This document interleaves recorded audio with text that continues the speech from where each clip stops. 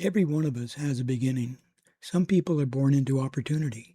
Others are born into circumstances that make every step forward a little more difficult. I was one of those children. Looking back now, I realize something I never understood as a boy.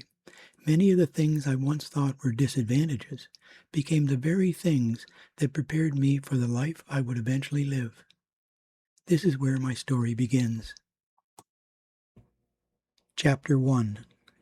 Never accept the word impossible. Roadblocks appear at all stages of life.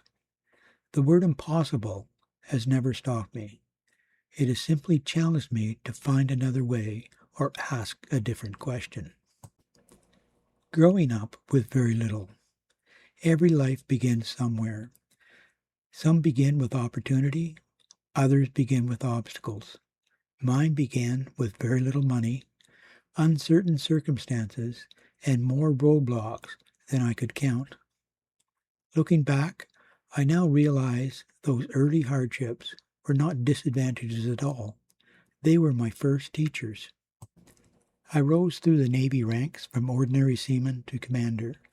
Then, in my civilian career, started over again at the bottom and rose to become the Vice President of Finance and Administration of a college. Seeing this, people sometimes look at my career and assume that I must have always known where I was going. Nothing could be further from the truth. I never planned to become a naval officer. I never imagined earning 3 degrees. I certainly never expected to become an engineer, a commander in the Navy, a university executive, or a vice president of a college.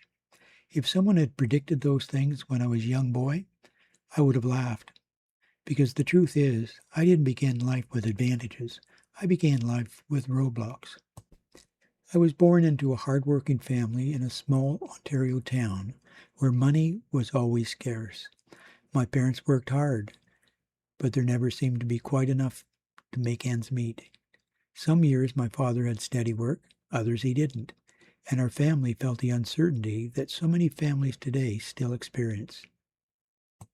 I remember every August my mother somehow managed to buy me one new shirt, one new pair of pants for the coming school year. Those were the only clothes I received all year. As a boy, I didn't think much about what I lacked. I simply assumed that everyone lived much the same way as we did. Looking back, however, I realized those early years gave me a gift that many people never receive.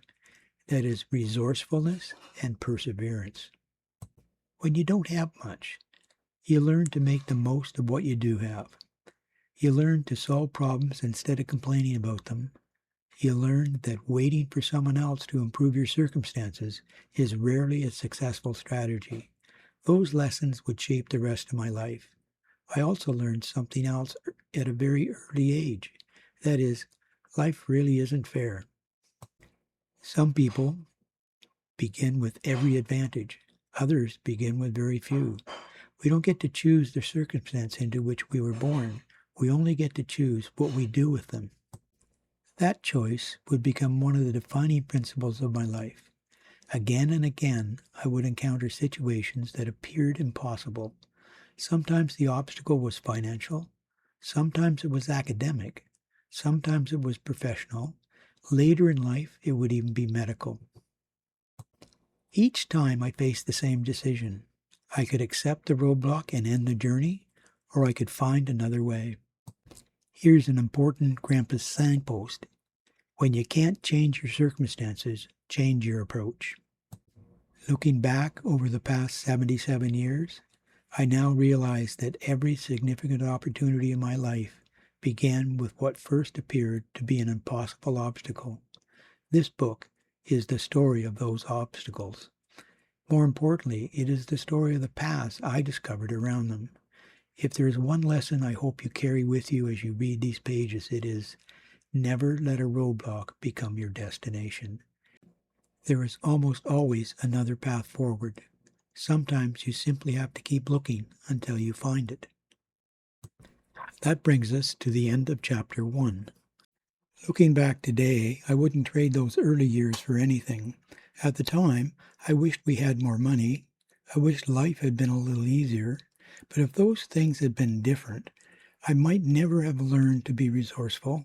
I might never have learned perseverance. And I might never have discovered that some of life's greatest strengths are developed long before we realize we need them. Life has a funny way of preparing us for tomorrow by giving us challenges today. Now, my letter to Marlies. Dear Marlies, as you grow older, there will be times when life doesn't seem fair. Some people will begin with advantages you don't have, while others appear to reach their goals more easily. Don't measure your journey against theirs. I began life with very little, but looking back, I wouldn't change those early years. They taught me to appreciate what I had worked for, what I wanted, and find another way when something stood between me and where I hoped to go. When you face difficult circumstances of your own, don't spend too much time asking why they happened. Instead, ask yourself, what's the best thing I can do with what I've been given? That question has guided me through many of life's roadblocks. I hope someday it will guide you too. Remember, Marlies, where you begin is only the first page of your story. You get to write the chapters that follow. With love, Grandpa.